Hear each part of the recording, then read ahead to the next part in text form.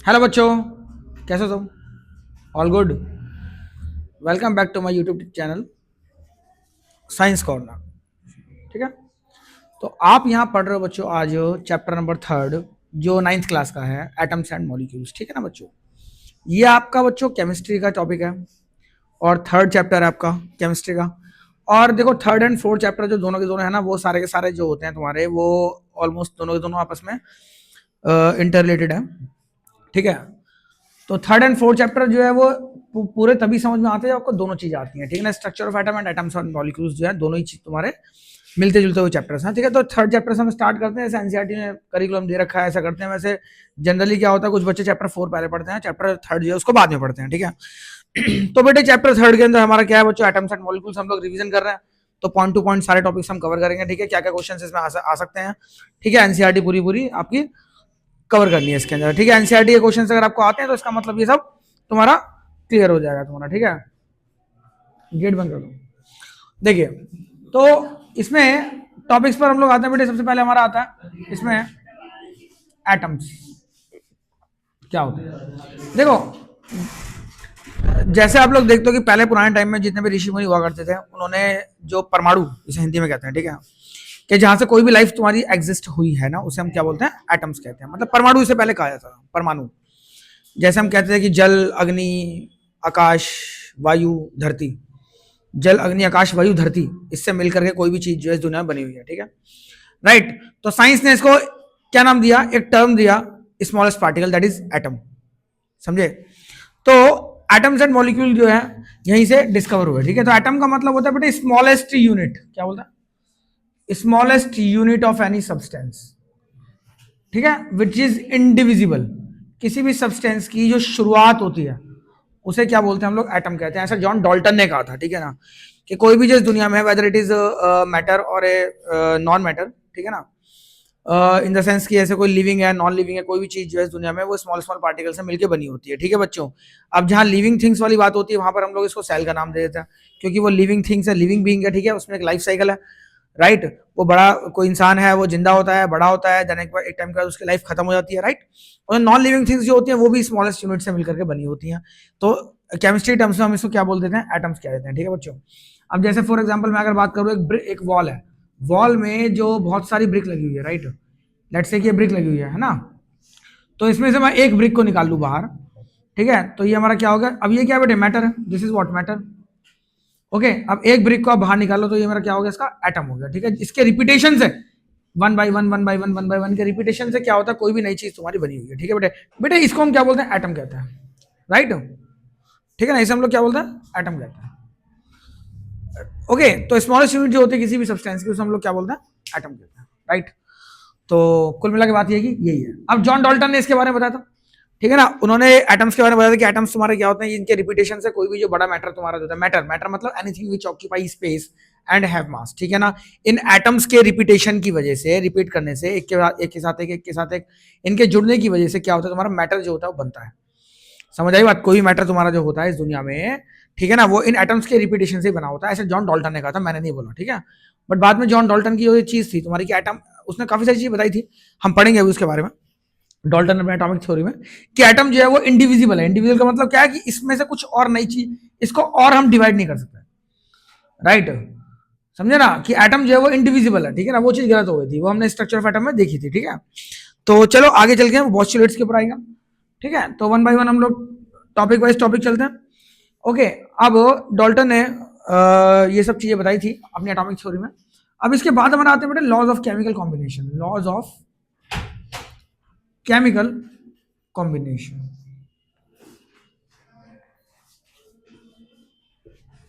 ठीक है, laws of chemical combination. अब बेटे लॉज ऑफ केमिकल कॉम्बिनेशन का मतलब क्या होता है, इसमें दो लॉ आप क्या आते हैं बेटे, law of conservation of mass, law of conservation of mass, law of conservation of mass. ठीक है बेटे, एंड सेकंड हमारा आता है बेटे law of definite proportion, law of definite proportion. ठीक है जी, law of conservation of mass और लॉ ऑफ डेफिनेट प्रोपोर्शन। ठीक है बच्चों, तो law of conservation of mass की अगर हम बात करते हैं, इसका मतलब क्या होता है, mass can neither be created nor B destroyed. This law states that mass can neither be created nor be destroyed, ठीक है, nor be destroyed in a chemical reaction. Mass can neither be created nor be destroyed in a chemical reaction. तो किसी भी chemical reaction में, किसी भी chemical reaction में कोई भी केमिकल चेंज अगर आपका होता है, केमिकल चेंज समझते हो ना, जिसमें न्यू सब्सटेंस का फॉर्मेशन होता है, ठीक है ना, तो किसी भी केमिकल चेंज में क्या होता है, जो मास जो होता है किसी पार्टिकल का, मास ऑफ द एटम्स बोलो या मास ऑफ एनी पार्टिकल हो गया तो, ठीक है, ठीक है ना, मास ऑफ एटम कर देना इसमें, ठीक है, वो आपका जो है उसे ना तो हम क्रिएट कर सकते हैं, मतलब ना तो हम उसको मास को उसको बढ़ा सकते हैं, ना ही हम उसे कम कर सकते हैं किसी भी केमिकल रिएक्शन में, ठीक है ना। जैसे कि मैं अगर बात करता हूँ, कार्बन है, ये ऑक्सीजन है, यहाँ से मेरा कार्बन डाइऑक्साइड बन गया, ठीक है, बहुत फेमस एग्जांपल है, आप लोगों को पता ही होगा। अब कार्बन का मास बेटे 12 AMU होता है, राइट, मान लो 12 ग्राम मैंने कार्बन लिया, समझे, और मैंने ऑक्सीजन का होता है बेटे 16 इंटू 2 कितना 32 ग्राम हो गए, ठीक है। तो कार्बन डाइऑक्साइड, अब जितना मैं रिएक्टेंट लूंगा, इसे हम क्या बोलते हैं, रिएक्टेंट कहते हैं, बोलो, इसे हम बोलते हैं क्या, रिएक्टेंट। जो भी दो चीजें आपस में मिल रही होती हैं, केमिकली रिएक्ट कर रही होती हैं, इसका मतलब क्या है कि carbon is atoms of carbon is interacting with atoms of oxygen itself, right, के इट मींस हेयर, ठीक है, ध्यान दीजिए, इसमें क्या हो रहा है बेटे, here the carbon atoms are interacting with the oxygen atoms, ठीक है, कार्बन जो है आपका वो ऑक्सीजन एटम से इंटरेक्ट कर रहा है and forming a new product, समझे, this is termed as what, chemical reaction, ठीक है। इसमें क्या होता है बेटा, न्यू प्रोडक्ट बनता है, जो भी कोई नई चीज बनती है उसे हम क्या बोलते हैं, केमिकल रिएक्शन कहते हैं, इट मींस केमिकल रिएक्शन आपका हुआ है। तो कार्बन के पार्टिकल्स तुम्हारे ऑक्सीजन से इंटरेक्ट कर रहे हैं, रिएक्शन कर रहे हैं, मिल रहे हैं, कुछ भी कर रहे हैं, उससे क्या बन रहा है, कार्बन डाइऑक्साइड, कुछ नई चीज बन रही है, राइट। तो जितना मैंने कार्बन लिया, जितना मैंने ऑक्सीजन लिया, ठीक है ना, जितना मास मेरा रिएक्टेंट्स का, रिएक्टेंट्स का मतलब क्या होता है, the substance which interacts with each other initially, ठीक है ना, इनिशियली मतलब स्टार्टिंग में जो सब्सटेंस आपस में इंटरेक्शन करते हैं, रिएक्शन करते हैं, इंटरेक्शन को रिएक्शन कहते हैं, ठीक है, ओके। तो उसे हम क्या बोलते हैं, रिएक्टेंट्स कहते हैं। And the result of the chemical reaction between the two or more reactants, the result of the chemical reaction between the two or more reactants are termed as what, product, this is what, product, ठीक है। तो here the product is basically it is the result of chemical reaction between the two or more reactants, ठीक है, two or more reactants are reacting with each other, right, and products are formed as a result of the chemical reaction between the two or more reactants। समझ आ रही है बात, this is what, chemical reaction, इसे हम chemical change भी कहते हैं, ठीक है, केमिकल चेंज भी यही चीज होती है, ओके। तो मास जो होता है, तो law of conservation of mass क्या कहता है कि the mass of reactant must be equal to the mass of product, मतलब जितना मैंने मास लिया है इसका उतना ही यहाँ बनेगा, कुछ एक्स्ट्रा नहीं बन सकता, ना तो इससे कम बन सकता ना ज्यादा बन सकता। तो मैं अगर इसका मास निकालना चाहूं तो कितना होता है बेटा, 12 ग्राम मैंने कार्बन लिया, 32 ग्राम मैंने ऑक्सीजन लिया, इसको मैं सम कर दूंगा तो कार्बन डाइऑक्साइड कितना बनेगा, 44 ग्राम, इतना ही कार्बन डाइऑक्साइड में बनेगा। तो law of conservation of mass का मतलब होता है the mass of reactant must be equal to the mass of product, ठीक है ना। कुछ रिएक्शंस में क्या होगा, आपको रिएक्टेंट्स का मास दे देंगे कि इतना ग्राम कार्बन है जी, इतना ग्राम ऑक्सीजन है, वो रिएक्शन कर रहा है कार्बन डाइऑक्साइड से, तो कार्बन डाइऑक्साइड मेरा इतना बन रहा है, राइट। तो बताओ कि ये इस लॉ ऑफ कंजर्वेशन ऑफ मास को ओबे करता है या नहीं करता है। तो हम लोगों ने करना क्या है, टोटल मास ऑफ रिएक्टेंट देखना है कितना, इसे सम कर देंगे, and total mass of product देखना है, उसे सम कर देंगे, राइट। तो उससे तुम्हारा क्या बन जाता है, ये प्रूफ हो जाता है कि लॉ ऑफ कंजर्वेशन ऑफ मास यहाँ पर एप्लीकेबल हो रहा है या नहीं हो रहा, ठीक है।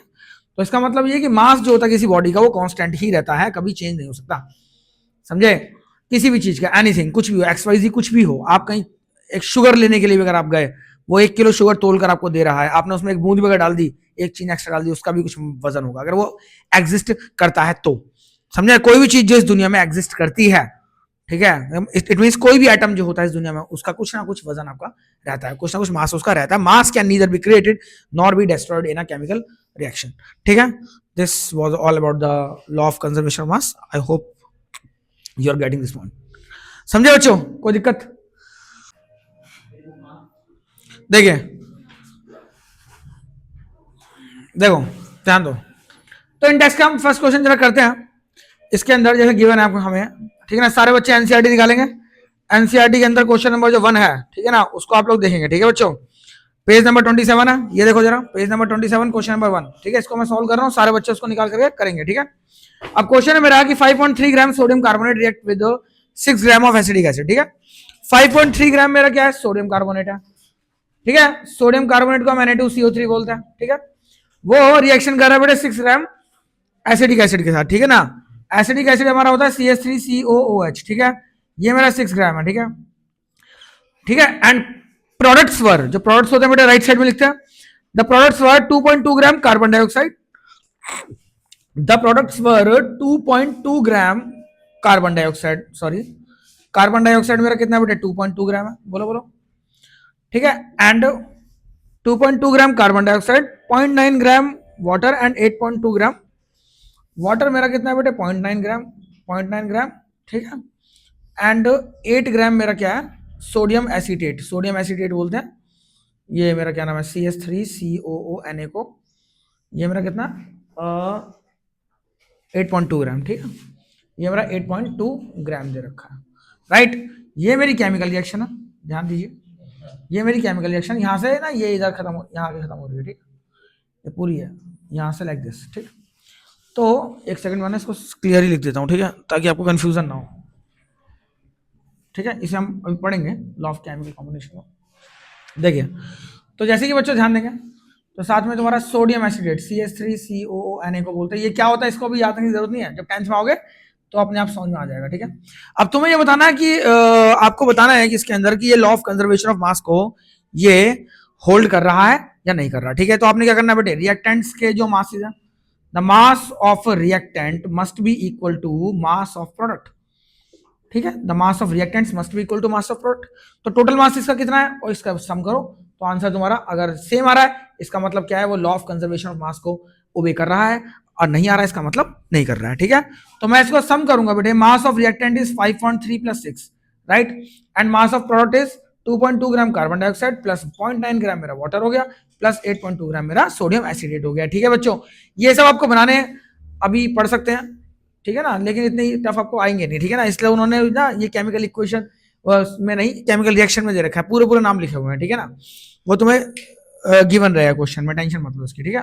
अब मैं इसको सॉल्व करूंगा तो बेटे यहाँ पर आपको 11.3 आना चाहिए और यहाँ पर भी आपको 11.3 आना चाहिए, तो ये आपका इसे सॉल्व कर लोगे, सम करोगे तो ये mass of reactant is equal to mass of product, that is why this reaction obey the law of conservation of mass, that's it, ठीक है बच्चों। ये हमारा law of conservation of mass था हमारा, पढ़ लो, ठीक है बेटे। नेक्स्ट हमारा law of conservation of sorry law of constant proportion, ठीक है, लॉ ऑफ कांस्टेंट प्रोपोर्शन पर हम लोग आ रहे हैं बेटे, ठीक है। लॉ ऑफ कांस्टेंट प्रोपोर्शन तुम्हारा क्या कहता है बच्चों, देखो लॉ ऑफ कंजर्वेशन ऑफ मास तो थोड़ा इजी था, बट ये ना थोड़ा सा बच्चों को कंफ्यूज करता है, ठीक है बच्चों, लेकिन कोई बात नहीं, ठीक है, आप लोग शोम सर से पढ़ रहे हो तो आपको समझ में आएगा, ओके। और मेरी वीडियो अगर आपको पसंद आती है तो बेटे लाइक शेयर सब्सक्राइब जरूर करना, अदरवाइज आपको नोटिफिकेशन कैसे मिलेगा, ठीक है। और इन वीडियोस को बनाने में बेटे बहुत मेहनत लगती है, ठीक है, तो I need your support, right. So guys ध्यान दो, लॉज ऑफ कांस्टेंट प्रोपोर्शन, ठीक है, लॉ ऑफ कांस्टेंट प्रोपोर्शन की हम लोग बात करते हैं। तो बेटे लॉ ऑफ कांस्टेंट प्रोपोर्शन जो आपका होता है, इसमें क्या होता है कि according to this law any in any compound, in any chemical compound, कोई भी तुम्हारा केमिकल कंपाउंड तुम्हारा होता है, इसको स्मॉल ए में लिखो, in any chemical compound the atoms are always present, the atoms are always present in a fixed proportion, in a fixed ratio लिखो या प्रोपोर्शन लिखो, in a fixed proportion by their masses, by their masses, ठीक है। तो कोई भी जो chemical compound तुम्हारा बना हुआ है उसमें जो भी आइटम्स तुम्हारे प्रेजेंट हैं वो अपने मासेस के एक फिक्स रेशियो में प्रेजेंट होते हैं। इसका मतलब क्या होता है बच्चों, यही होता है law of constant proportion. For example मैं अगर बात करूं वाटर, ठीक है ना, अब वाटर में मैं अगर देखूं तो बेटे हाइड्रोजन का एंड ऑक्सीजन के मासेस का जो रेशियो निकालूं तो देखो हाइड्रोजन का मास बेटे 1 होता है, ठीक है, यहां पर तुम्हारा जो है 2 हाइड्रोजन है तो 1 × 2 दैट इज टोटल हाइड्रोजन का मास कितना 2 हो गया, 2 AMU बोलो 2 ग्राम बोलो, वो बात अलग है, ठीक है ना, कुछ ही बोल सकते हो, समझे ना। वाटर का मॉलिक्यूल है तुम्हारा, वाटर का मॉलिक्यूल जो 2 ग्राम वाटर इसके अंदर प्रेजेंट है, तो ऑक्सीजन कितना होगा बेटे मेरा 16 ग्राम तुम्हारा ऑक्सीजन है इसके अंदर, राइट, ऑक्सीजन का मास 16 ग्राम होता है, समझे ना, राइट, सिंगल आइटम का मास नहीं है, ध्यान देना इस चीज को, वो हायर क्लासेस में आप लोग देखोगे ये सिंगल आइटम का मास नहीं है, बस खाली अगर सिंगल आइटम का मास, अगर सिंगल आइटम की बात करते हैं, सिंगल आइटम वाले केस में क्या होता है, हम AMU में लेते हैं, एटॉमिक मास यूनिट में, सिंगल ऑक्सीजन जो होगा तुम्हारा ऑक्सीजन एटम जो होगा उसका मास AMU 16 AMU होगा, बट बल्क में 1 मोल एटम्स, वो बात की बात है छोड़ो, वो 16 ग्राम जो होता है ना, ये दोनों चीजें अलग अलग होती हैं, ठीक, ग्राम एंड एमयू अलग होता है। ये होता है 6.022 इंटू 10⁻23 एटम्स का मास होता है 16 ग्राम जो होता है, समझे। तो वो आपको पहले पढ़ने होते थे, अब नहीं पढ़ने होते, तो आप लोग बस खाली एमयू एंड ग्राम को ही देख करके चलो। तो सी, तो इसका मैं रेशियो अगर लूंगा तो बेटे कितना आ गया, 1:8 आ गया, राइट। अब हाइड्रोजन का और ऑक्सीजन का रेशियो जब तक 1:8 नहीं हो जाता, मासेस का रेशियो जब तक 1:8 नहीं हो जाता, तब तक वाटर मॉलिक्यूल मेरा बनेगा ही नहीं। मतलब इसका मतलब क्या है, इट मीन्स कि टू मेक वाटर, इसका मतलब क्या है, टू मेक वाटर, वाटर को मुझे बनाना है, ठीक है। तो अमाउंट ऑफ हाइड्रोजन, अगर मेरे पास अमाउंट ऑफ हाइड्रोजन अगर मेरा 1 ग्राम है, ठीक है, तो मुझे जो अमाउंट चाहिए मुझे ऑक्सीजन का, वो कितना चाहिए बेटे, 8 ग्राम चाहिए, कम से कम 8 ग्राम मुझे चाहिए। इसका मतलब ये होता है अगर 1 ग्राम हाइड्रोजन है उसके साथ मुझे 8 ग्राम ऑक्सीजन कम से कम चाहिए, तभी मेरा वाटर मॉलिक्यूल बनेगा, अदरवाइज मेरा वाटर बन ही नहीं सकता, चाहे कुछ भी हो जाए। जब तक इनके मासेस का रेशियो 1:8 नहीं हो जाता तब तक वाटर बनेगा ही, चाहे कोई सा भी पानी ले लो, चाहे आप घर का पानी ले लो, चाहे बाहर का आरओ का वाटर ले लो, ठीक है, या आप समुद्र का पानी उठा लो, कोई सा भी पानी ले लो, उसमें हाइड्रोजन का ऑक्सीजन का रेशियो 1:8 होना जरूरी है, तभी ये कंपाउंड तुम्हारा बनेगा, अदरवाइज ये कंपाउंड मेरा बनेगा ही नहीं, ठीक है। अब मुझसे क्वेश्चन, जैसे क्वेश्चन कैसा आता है, ठीक है, क्वेश्चन तुमसे आ जाएगा ऐसे, यहां देखेंगे कि, ठीक है, चलो यही देखते हैं कि how much oxygen is required with, let's say मैं बोलूं कि 10 gram hydrogen, 10 gram hydrogen to make water, to make water, ठीक है बेटे। तो क्वेश्चन ये आ गया, ठीक है ना, कितना ऑक्सीजन की जरूरत है 100 ग्राम 10 ग्राम हाइड्रोजन के साथ, ठीक है ना, 10 ग्राम मेरे पास, मतलब हाइड्रोजन मेरे पास कितना 10 ग्राम है, और मुझे ऑक्सीजन का मास निकालना कितना लेना पड़ेगा ताकि वाटर बन जाए।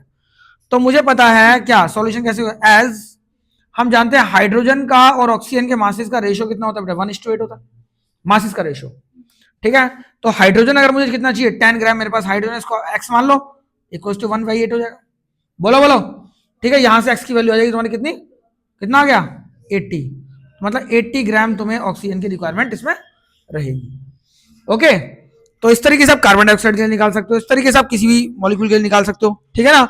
इसका मतलब ये है कि देखो यहां से भी आप देख सकते हो ना, 1 ग्राम हाइड्रोजन को 8 ग्राम ऑक्सीजन चाहिए, तो 10 ग्राम का मतलब इसको 10 से मल्टीप्लाई किया, इसका भी 10 टाइम्स कर दो, 10 ग्राम हाइड्रोजन के लिए कितना ऑक्सीजन चाहिए होगा, मुझे 80 ग्राम चाहिए होगा, समझ आई बात। तो ये है हमारा लॉ ऑफ कांस्टेंट प्रोपोर्शन, ठीक है ना। इस तरीके के क्वेश्चन तुम्हारे बन जाते हैं, ओके। इसमें जरा जो मैंने क्वेश्चन अभी एनसीईआरटी आपको करवाया था ना, उसका नेक्स्ट वाला क्वेश्चन देखो, ट्राई करना, ये हाइड्रोजन एंड ऑक्सीजन का ही है, ठीक है ना, इसे करो और मुझे उसका आंसर कमेंट बॉक्स में जरूर बताइएगा, ठीक है बच्चों। नेक्स्ट क्वेश्चन जो इसका जो अभी हमने किया था एग्जांपल, उसका नेक्स्ट क्वेश्चन करो। हाँ देखिए बेटे, तो डाल्टन्स की जो एटॉमिक थ्योरी थी, इसको जरा, ये सब थ्योरी वाला पार्ट है, इंपॉर्टेंट बिल्कुल भी नहीं है, ठीक है, मुश्किल से 1 या 2 पोस्टुलेट्स याद कर लेना बहुत है, ओके, याद कर लेना, इंपॉर्टेंट बिल्कुल भी नहीं है, ठीक है ना, बस पढ़ लेना ऐसे, ठीक है। डाल्टन जो थे दादाजी हमारे, एक टाइम पे रहे होंगे, अब तो है नहीं इस दुनिया में, ठीक है, उसकी वजह से आपको केमिस्ट्री पढ़नी पड़ रही है, ठीक है, आपको क्या, हमको ही पढ़नी पड़ी थी एक टाइम पे, तो अब आपको तो पढ़नी ही पड़ेगी। तो डाल्टन्स की जो एटॉमिक थ्योरी है उसने क्या बताया था बच्चों की, एटम्स तुम्हारे जो होते हैं वो इंडिविजुअल पार्टिकल्स होते हैं, atoms are the individual particles, they can not be created not be destroyed, ठीक है। तो इनको हम लोग क्रिएट नहीं कर सकते, मतलब इनको हम अपने आप से बना नहीं सकते, अपने आप से कम नहीं कर सकते, ये इंडिविजुअल पार्टिकल तुम्हारे होते हैं, ठीक है, इंडिविजुअल नहीं, सॉरी इंडिविजिबल। इसको मैं और डिवाइड नहीं कर, जैसे मान लो हाइड्रोजन का एटम है, इसको मैं और नहीं तोड़ सकता, जैसे एक सिंगल एटम है ना, ये स्मॉलेस्ट यूनिट है, यहीं से शुरुआत है, इसको मैं और नहीं तोड़ सकता, ऐसा डाल्टन ने बोला था, ठीक है। अब एटम्स जो तुम्हारे होते हैं, एक जैसे एटम्स तुम्हारे, ये फर्स्ट पोस्टुलेट था हमारा, ठीक है, और सेकंड पोस्टुलेट हमारा क्या था कि जो एक जैसे एटम्स तुम्हारे होते हैं, ठीक है ना, इसको ना ये जो एनसीईआरटी के अंदर देखना, उसके 4-6 पॉइंट्स लिखे हुए डाल्टन एटॉमिक थ्योरी के नीचे, वहीं से उस पॉइंट्स को वहीं से रेफर कर लेना, ठीक है ना, मैं आपको सिर्फ समझा देता हूँ, राइट, लिखूंगा टाइम वेस्ट होगा। तो देखिए, ठीक है, सेकंड पॉइंट हमारा क्या था कि उन्होंने कहा था कि जो एक जैसे एटम्स तुम्हारे होते हैं उनका सिमिलर मासेस होते हैं, सिमिलर केमिकल प्रॉपर्टीज होती है, ठीक है। जैसे एक जैसे एटम्स, जैसे लेट से एक हाइड्रोजन का मास तुम्हारा 1 ग्राम है, तो दूसरे का मास भी 1 ही होगा, कोई और नहीं हो सकते, राइट। तो दूसरे मास भी तुम्हारा जो है ना, ठीक है बेटे, तो कोई और नहीं हो सकते, राइट। अब जैसे कार्बन का मास तुम्हारा 12 होता है, ठीक है, तो दूसरे मास भी तुम्हारा 12 ही रहेगा, राइट। ऑक्सीजन का मास तुम्हारा 16, जितने भी ऑक्सीजन इस धरती पे पाए जाते हैं सभी का मास 16 होगा। तो एक जैसे एटम्स तुम्हारे जो होते हैं तुम्हारे, तो एक जैसे एटम्स जो तुम्हारे होते हैं ना बेटे, उनके मासेस तुम्हारे जो होते हैं एक जैसे होते हैं, और उनकी जो केमिकल प्रॉपर्टीज होती है बेटे वो भी तुम्हारी क्या होती है, सिमिलर होती है। केमिकल प्रॉपर्टीज सिमिलर होने का मतलब क्या होता है कि अगर मान लो लेट्स से कि मैं हाइड्रोजन को मैं ऑक्सीजन से मिक्स कर रहा हूं तो मेरा वाटर बन रहा है, तो ये हाइड्रोजन की केमिकल प्रॉपर्टी है कि ऑक्सीजन से मिक्स होकर के और वाटर बनाएगा। तो दूसरा हाइड्रोजन जो होगा उसकी भी केमिकल प्रॉपर्टी यही होगी कि जब उसको मैं ऑक्सीजन से मिक्स करूंगा, जब ऑक्सीजन से उसकी केमिकल रिएक्शन होगी, तो ऐसा नहीं है कि वो कुछ और बनाएगा, वो भी वाटर ही बनाएगा। तो इसका मतलब क्या, एक जैसे एटम्स तुम्हारे जो होते हैं उनके जो मासेस तुम्हारे होते हैं वो भी सेम होते हैं, साथ में सिमिलर केमिकल प्रॉपर्टीज तुम्हारी होती हैं, ठीक है। और डिफरेंट एटम्स तुम्हारे जो होते हैं बेटे उनके मासेस जो है वो डिफरेंट होते हैं और डिफरेंट उनकी केमिकल प्रॉपर्टी होती है। समझ आ रही है बात? जैसे हाइड्रोजन है, इसका मास तुम्हारा 1 है, कार्बन का मास तुम्हारा कितना है 12 है, तो ये दोनों एटम्स तुम्हारे डिफरेंट डिफरेंट है, अलग अलग एटम्स हैं, तो डिफरेंट एटम्स के मासेस भी डिफरेंट होते हैं, ठीक है बच्चों। और वहीं केमिकल प्रॉपर्टी डिफरेंट कैसे होती है, जैसे मान लो कार्बन को जब मैं मिलाऊंगा ऑक्सीजन से तो मेरा कार्बन डाइऑक्साइड बनेगा, मेरा वाटर नहीं बनेगा, ठीक है। तो इसका मतलब क्या है कि कार्बन की जो प्रॉपर्टी है वो हाइड्रोजन से डिफरेंट है, क्यों? क्योंकि डिफरेंट एटम है। तो डिफरेंट डिफरेंट एटम्स के different masses, different chemical properties होती हैं, और एक जैसे एटम्स जो होते हैं उनके एक जैसे मासेस और सिमिलर केमिकल प्रॉपर्टीज होती है, राइट, ठीक है। ओके, नेक्स्ट पोस्टुलेट तुम्हारा कहता है एटम्स जो है तुम्हारे जब कंबाइन होते हैं वो तुम्हारे सिंपल होल नंबर रेशियो में कंबाइन होकर मॉलिक्यूल का फॉर्मेशन करते हैं, ठीक है ना। एटम्स तुम्हारे जैसे कार्बन और ऑक्सीजन, कार्बन डाइऑक्साइड, ठीक है, ये जब कार्बन एंड ऑक्सीजन कंबाइन होते हैं तो ये पूरा कंबाइन होगा। यहाँ पर जो 2 है ना ये आपका होल नंबर आएगा हमेशा। वाटर में तुम्हारा हाइड्रोजन सल्फेट H2SO4, तो ये कभी भी ना यहाँ पर 2.5 या 2/9 ऐसा कोई नंबर नहीं आ सकता, मतलब डेसिमल में नहीं आ सकता, हमेशा होल नंबर आएगा, ऐसा डाल्टन कहते हैं, ठीक है बच्चों, ठीक है। तो कुछ 2 पोस्टुलेट्स उनके गलत हो गए थे, अब उसको क्यों हुए थे गलत वो हम बाद में डिस्कस करेंगे, बट अभी तुम देख लो उन्होंने स्टार्टिंग में यही बताया था एटम्स के बारे में, ठीक है। ओके, तो ऐसा होता है, ठीक है। जो होते हैं वो क्या करते हैं, जब वो कंबाइन होते हैं होल रेशियो में तो मॉलिक्यूल्स का फॉर्मेशन करते हैं, ठीक है ना। सारे पॉइंट्स हमने कवर कर लिए हैं, इसे हम लोग मॉलिक्यूल बोलो या इसको आप कंपाउंड बोलो। कंपाउंड हमने चैप्टर 2 में पढ़ चुके हैं, कंपाउंड्स क्या होते हैं, एलिमेंट्स क्या होते हैं, ठीक है ना। कंपाउंड्स में क्या होता है कि एटम्स तुम्हारे आपके एक से ज्यादा टाइप के एटम्स तुम्हारे होते हैं, बट उनका रेशियो फिक्स होता है, ठीक है ना, रेशियो हमेशा फिक्स होता है, उसे हम क्या बोलते हैं, compound. Compounds are also known as what, pure substance, ये हमारे प्योर सब्सटेंस भी होते हैं, right. This was all about the Dalton's atomic theory, ठीक है। तो टाइम वेस्ट नहीं करते, थोड़ा और आगे बढ़ते हैं, ठीक है बच्चों। तो let's start with the next topic. अब नेक्स्ट टॉपिक जो हमारे के अंदर है वो क्या आएगा बेटे, मॉलिक्यूल तुम्हारा क्या होता है, ठीक है ना। ओके, सिंबल ऑफ एटम की कोई जरूरत नहीं है, ठीक है ना। मॉलिक्यूल तुम्हारा क्या होता है, मॉलिक्यूल आपको पता ही है बेटे, मॉलिक्यूल जो हमारा होता है वो क्या होता है बेटे, ग्रुप ऑफ एटम्स को हम मॉलिक्यूल कहते हैं, क्या बोलते हैं, ग्रुप ऑफ एटम्स, ठीक है। जो एटम्स का, जैसे हम ग्रुप ऑफ सेल्स को क्या बोलते थे, टिश्यूज बोलते थे, ऐसे एटम्स के ग्रुप को हम लोग क्या बोल देते हैं, मॉलिक्यूल कह देते हैं, राइट। ग्रुप ऑफ एटम्स को हम क्या बोलते हैं, मॉलिक्यूल कहते हैं, ठीक है बेटे। तो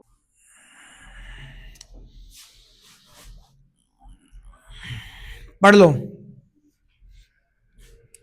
तो बच्चों आज हम लोग डिस्कस करने जा रहे हैं मॉलिक्यूल्स के बारे में, ठीक है ना। तो मॉलिक्यूल्स का मतलब क्या होता है बेटे, ग्रुप ऑफ एटम्स, ठीक है। जैसे हम देखते हैं कि टिश्यूज जो तुम्हारे होते हैं ना बेटे, जैसे सेल्स की जैसे हम बात करते हैं, जो सेल्स होती हैं उनके ग्रुप को हम लोग टिश्यूज कहते हैं। सिमिलरली एटम्स के ग्रुप को हम लोग क्या बोल देते हैं, मॉलिक्यूल बोल देते हैं, ठीक है ना। तो मॉलिक्यूल का मतलब होता है एटम्स का जो ग्रुप होता है ना बेटे, उसको हम मॉलिक्यूल कहते हैं, ठीक है।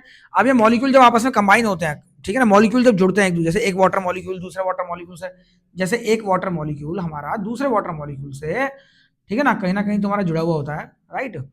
समझ आ रही है? अब ये एक मॉलिक्यूल है बेटे, ये 2 मॉलिक्यूल है, ठीक है ना, इस तरीके से तुम्हारा ये जुड़ा हुआ होता है, राइट। तो जैसे एक मॉलिक्यूल मेरा ये हो गया, एक मॉलिक्यूल मेरा ये हो गया, एक मॉलिक्यूल मेरा ये हो गया, तो इस जब ये आपस में कंबाइन होते हैं तो हमें कुछ दिखता है जिसे हम मैटर कहते हैं, तभी तो वाटर दिखता है। अब वाटर में क्या है, ये जो तुम्हारे वाटर के मॉलिक्यूल आपस में कंबाइन ही तो हो रखे हैं, समझे ना। तो मॉलिक्यूल्स का जब रिपीटेशन होता है एक दूसरे से वो जुड़ते हैं तो वो एक मैटर की फॉर्म में हमें दिखाई देते हैं, जो हम अपने आसपास में देखते हैं। हम मैटर के बारे में जानते हैं हम लोग कि क्या होता है मैटर, ठीक है ना, इसके बारे में डिस्कस नहीं करेंगे, ओके। तो कुल मिला के बात यह है कि यही है, ठीक है। बाकी तुम्हारे रेडियस जो होते हैं तुम्हारे एटम्स के, बहुत छोटे छोटे रेडियस होते हैं एटम्स, जो रेडियस की एक टेबल दे रखी है कि रेडियस तुम्हारा क्या होता है, हाइड्रोजन का कितना होता है, ठीक है ना, वो देख लेना जो भी होता है तुम्हारा, ठीक है ना। एक टेबल तुम्हें दे रखी है कि हाइड्रोजन का जो रेडियस तुम्हारा होता है 10⁻⁻10 नैनोमीटर होता है, ठीक है, बहुत छोटे होते हैं, ठीक है ना। अब नैनोमीटर इसको हम मेजर करते हैं बेटे किसमें, हाइड्रो जैसे एटम्स का जो रेडियस होता है उसको हम नैनोमीटर में मेजर करते हैं, ठीक है। राइट। 1 नैनोमीटर जो होता है हमारा, ठीक है ना बेटे, वो बराबर होता है तुम्हारा, जैसे मैं बात करूं 1 नैनोमीटर जो होता है ना बेटे, वो हमारा बराबर होता है 10⁻⁹ मीटर के। कितना? 10⁻⁹ मीटर के बराबर होता है। मतलब 1 मीटर को आप 10⁻⁹ समझते हो, मतलब 100 CR, 100 करोड़ टुकड़ों में तोड़ दो। 1 मीटर के 100 करोड़ आप टुकड़े कर दो, उसके बाद एक टुकड़ा आप उठाओ तो वो इक्वल टू होगा एक एटम के रेडियस के, ठीक है। तो मतलब 1 नैनोमीटर के इक्वल होगा, राइट। तो बेटे नैनोमीटर में इसको मेजर करते हैं, ठीक है ना। इतना ये टेबल नंबर तुम्हारी जो है, एक व्हाट इज एन एटम, एक एनसीईआरटी में, उसके लिए नीचे तुम्हें कुछ रेडियस दे रखे हैं, हाइड्रोजन कितना होता है जैसे मैंने बता दिया। ऐसे आपको जो है ये हीमोग्लोबिन हो गया, ग्रेन ऑफ सैंड हो गया, इनके रेडियस तुम्हें गिवन है, उनको देख लेना एक बार एमसीक्यू के पॉइंट ऑफ व्यू से, कभी कभी आते हैं, अदरवाइज वैसे इंपॉर्टेंट नहीं है, ठीक है। तो चलिए आगे बढ़ते हैं बेटे। इसके बाद हमारा आता है बेटे सिंबल ऑफ एटम होता है, ठीक है। सिंबल जो हमारा होता है, सिंबल तुम्हें पता ही है बेटे, हाइड्रोजन जो होता है, ध्यान देंगे, जैसे हाइड्रोजन हो गया तुम्हारा, क्लोरीन हो गया तुम्हारा, ठीक है ना, इनको ना सिंबॉलिक सिंबल्स में रिप्रेजेंट किया गया, ठीक है ना, ताकि हम इनको इजीली इनकी स्टडी हम लोग कर सके, to make their study easier, ठीक है। तो जो एटम जहां डिस्कवर हुआ, ठीक है ना, ग्रीक लैंग्वेज में, उस प्लेस के नाम पर ही उसका नाम रख दिया गया, बाद में उसे इंग्लिश में कन्वर्ट करके हम लोग पढ़ते हैं, ठीक है। तो कुछ वर्ड जो होते हैं वो इंग्लिश लैंग्वेज में, ग्रीक या लैटिन जो भी लैंग्वेज हमारी जिसके अंदर डिस्कवर हुए हैं, तो इंग्लिश लैंग्वेज में कुछ कलर कह रहा हूँ सॉरी, कुछ जो वर्ड्स होते हैं वो मिलते जुलते होते हैं, जो मिलते जुलते नहीं होते हैं तो वो उनके सिंबल्स तुम्हारे डिफरेंट भी हो जाते हैं, ठीक है ना। तो जैसे हाइड्रोजन जो होता है, अब सिंबल्स हम कैसे बनाते हैं, जो या तो वो सिंगल अल्फाबेट होगा, या तुम्हारे 2 अल्फाबेट होंगे, ठीक है, इससे ऊपर नहीं होगा, ठीक है। जैसे हाइड्रोजन को H बोलते हैं, तो सिंगल अल्फाबेट होगा तो कैपिटल लेटर में लिखा जाएगा, अपर केस में लिखा जाएगा। क्लोरीन का Cl है, ठीक है, 2 अल्फाबेट है C एंड L, तो C मेरा कैप्स में आएगा, अपर केस में आएगा, राइट, और L मेरा आएगा स्मॉल लेटर में, ठीक है बेटे, ओके। सोडियम जो होता है उसे इंग्लिश में सोडियम कहते हैं, बट लेकिन वैसे इसका जो नाम है वो नेडियम होता है, जब ये डिस्कवर हुआ था, ठीक है। तो नेडियम के हिसाब से इसका सिंबल है, तो इसका मतलब Na से इसका सिंबल होता है, ठीक है ना। तो ये पोटेशियम तुम्हारा जो होता है, पोटेशियम का तुम्हारा K होता है, ओके, इसे हम केलियम कहते हैं, ठीक है, केलियम के हिसाब से इसका सिंबल है, ठीक है। तो ये सब तुम्हारे सिंबल्स एटम्स के, आई होप कि आपको आते ही होंगे, ठीक है ना। ये सभी चीजें, अगर सिंगल एटम तुम्हारा सिंगल सिंबल होगा तुम्हारा, तो तुम्हारा कैपिटल लेटर में होगा, 2 होंगे तो तुम्हारा एक कैपिटल एक स्मॉल होगा, ठीक है।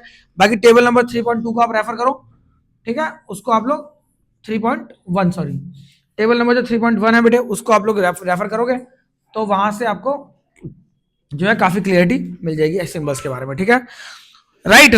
चले तो ऐसा मान लें कि आपको सिंबल्स भी समझ में आ गए, मॉलिक्यूल्स भी समझ में आ गए क्या होते हैं, ठीक है। अब हम लोग एटम्स के मास के बारे में बात करते हैं, ठीक है। तो मॉलिक्यूल का एग्जांपल अगर लिखते हैं तो क्या है, ये सब मॉलिक्यूल है, एक कार्बन, 2 हाइड्रोजन, एक ऑक्सीजन हो गया, ठीक है, सल्फर डाइऑक्साइड हो गया, नाइट्रस ऑक्साइड हो गया, सब तुम्हारे मॉलिक्यूल है बेटे, ठीक है ना। H2SO4 हो गया तुम्हारा, HCl हो गया। जहां पर भी एक से ज्यादा टाइप के एटम्स तुम्हारे हो, चाहे वो तुम्हारे सिमिलर एटम्स हो, चाहे वो तुम्हारे सिमिलर एटम्स हो, चाहे तुम्हारे डिसिमिलर एटम्स हो, तो ये सभी तुम्हारे क्या होते हैं बच्चों, ये सभी आपके मॉलिक्यूल के एग्जांपल होते हैं, ठीक है। यहाँ पर डिसिमिलर एटम्स है, अलग अलग टाइप के एटम्स है, यहाँ पर सारे एक जैसे टाइप के एटम्स है, ठीक है। इन्हें कंपाउंड कहा जाता है, जिसमें एक से ज्यादा टाइप के एटम्स होते हैं और वो एक फिक्स रेशियो में प्रेजेंट होता है, उसे कंपाउंड कहा जाता है। और जिसमें तुम्हारे एक से ज्यादा टाइप के एटम्स तुम्हारे हो, बट उनका रेशियो जो है वो सॉरी रेशियो छोड़ो, वो एटम्स सारे एक जैसे हो, उसे एलिमेंट कहा जाता है, राइट। जैसे H2 है, इसको मैं ब्रेक करूंगा तो यहाँ से सिर्फ हाइड्रोजन हाइड्रोजन निकलेगा, तो ये क्या है, ये एलिमेंट है, राइट। और कंपाउंड में क्या है, मल्टीपल टाइप के एटम्स है, बट उनका सिमिलर जो रेशियो है तुम्हारा वो फिक्स है, ठीक है। Okay, so this was all about the atoms and molecules, ठीक है बच्चों। अगर आपको वीडियो समझ में आई हो, आपको लगा हो कि ये इन्फॉर्मेशन जो है आपके लिए काम आएगी, ठीक है, तो आप लाइक शेयर सब्सक्राइब जरूर कीजिएगा, ठीक है बच्चों। Thank you so much.